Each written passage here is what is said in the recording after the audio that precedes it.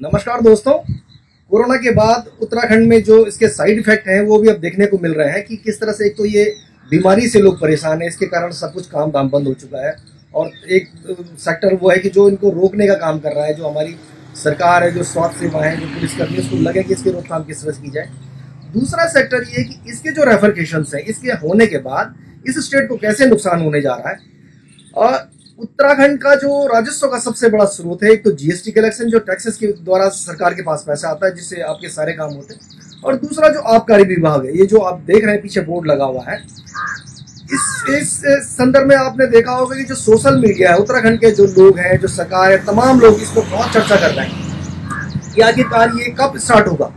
और इस शराब की दुकानों का खुलने का जितना इंतजार शराब पीने वालों का है, उससे ज्यादा उत्तराखंड की सरकार को इसका इंतजार है कि आखिरकार ये कब शुरू होगा।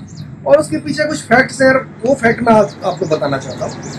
उत्तराखंड सरकार ने इस साल के लिए जो 2020 है, करीबन 3,500 करोड़ रुपए का इसमें राजस्व लक्ष्य प्राप्ति का एक टारगेट रखा था। ये माना था कि इस वर्ष हम इससे 3,500 करोड़ रुपए कमा लेंगे, और इसके लिए तमाम ठेके भी दिए, वो आवंटन हो गए थे। करीबन 609 दुकानें हमारे प्रदेश में हैं जहां से ये राजस्व आना था। अब हालात ये हो गई कि अचानक से 22 तारीख को जब लॉकडाउन हुआ, तो उसके बाद से ये दुकानें भी बंद हो गई, और उसके बाद जो पिछले साल का जो 3,000 करोड़ के करीब या 3,200 करोड़ रुपए का जो टारगेट था, वो अचीव नहीं हो पाया। सरकार को चिंता इस बात को लेकर है कि अगर ये स्टार्ट नहीं होता है तो जो आपकी सड़कों पर टल्ले लग रहे हैं, जो आपकी बिजली लाइन है, जो आपकी स्वास्थ्य सुविधाएं हैं, जो मतलब आपके जो तमाम खर्चे जो जहाँ से सरकार के पास पैसा आता है, वो बंद है। तो इसके लिए ये क्या करें, कहाँ से शुरू करें। और ये जो आबकारी विभाग है, इसकी जो नीतियां रही है, इन नीतियों में जब ये राज्य गठन हुआ तब से लेकर अब तक हर मुख्यमंत्री, हर सरकार कटघरे में खड़ी रही है। लोगों ने उनके ऊपर बात कही कि भाई जो और नित्यानंद स्वामी थे, वो जो शुरुआती दौर था उस दौर का, कि भाई जो शराब माफिया उस दौर के हुआ करते थे, उत्तर प्रदेश के साथ से हमारे प्रदेश के भीतर आ गए थे, उन्होंने उनका ये कदम नहीं चुकाया और उन्होंने अपनी अलग पॉलिसी बनाई। आपने देखा होगा कि नित्यानंद स्वामी के आने के बाद जो गढ़वाल मंडल विकास निगम और कुमाऊं मंडल विकास निगम था, उनको शराब का होलसेल का काम दे दिया गया था। बाद में धीरे धीरे जो माफिया था, उन लोगों ने पैठ बनानी शुरू की सरकारों के साथ में। और एक बार तो इस तरह की बातें चलने आई कि उत्तराखंड में जो आबकारी मंत्री कौन होगा, उसका वो शराब माफिया तय करने लगे। आबकारी विभाग की जो ट्रांसफर और पोस्टिंग के इश्यूज थे, वो जो शराब माफिया तय करने लगे। जनरल खंडूड़ी के दौरान उन्होंने एक बार इस पोजीशन को ट्राई करने की कोशिश की, लेकिन बड़ा अप्रत्याशित रूप से ऊपर से हाईकमान ने उनको उस समय ऐसा करने से रोक दिया था। इस बीच जो पिछली सरकार थे हरीश रावत की सरकार भी एक बड़े जो इस कारोबार में लगे हुए लोग थे, उनको लेकर बदनाम रही, और उसमें तमाम कहा गया कि ये मिस्टर डेनिस है। अब वो सरकार गई तो अब जो त्रिवेंद्र रावत की सरकार आई, त्रिवेंद्र रावत की सरकार आने के बाद ये इन सरकार पे भी तमाम सवाल उठे कि जैसे हरीश रावत पे उठे कि भाई उत्तराखंड में चुनाव आचार संहिता लगी थी और उन्होंने शराब माफियाओं को फायदा पहुंचाने के लिए आचार संहिता के दौरान पॉलिसी बदलने का काम किया। बाद में जब स्टेट में राज्यपाल शासन हुआ तो उसमें कुछ नए चेंजेस किए गए। त्रिवेंद्र रावत सरकार आने के बाद आपने देखा होगा कि पहली बार जो शराब का काम है वो देवप्रयाग पहुंच गया, और आज की तारीख में उत्तराखंड में हिलटॉप नाम से शराब बिकने लगी है।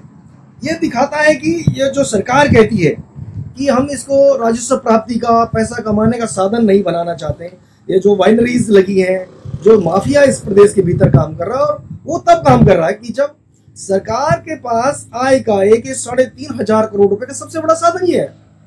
अब ये सवाल है कि क्या जब से ये लॉकडाउन हुआ है, सरकार इसकी भरपाई कैसे करेगी या नहीं करेगी। जो शराब पीने वाले लोग हैं बड़े इंतजार कर रहे हैं कि दुकान कब खुलेगी, सरकार इंतजार करेगी कि जितनी जल्दी खुलेगी उसको राजस्व मिलेगा।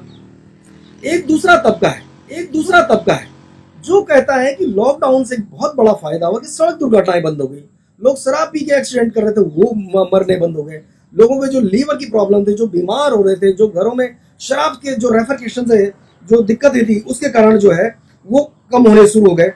तो अब देखना है कि ये जो कोरोना के कारण जो लॉकडाउन है, और इससे जो ये प्रदेश में ये सब बंदी वाली स्थिति है, और उस बंद का जो सबसे एक बड़ा घाटा सरकार को इस राजस्व से होने जा रहा है, इसकी प्रतिपूर्ति होगी नहीं होगी। जो समाज है, जो कभी कहता था कि नशा नहीं रोजगार दो, वो क्या वो लोग अब आगे आएंगे, वो बात करेंगे कि नहीं भाई अब अगर ये बंद हो गया तो इसको बंद ही हो जाना चाहिए।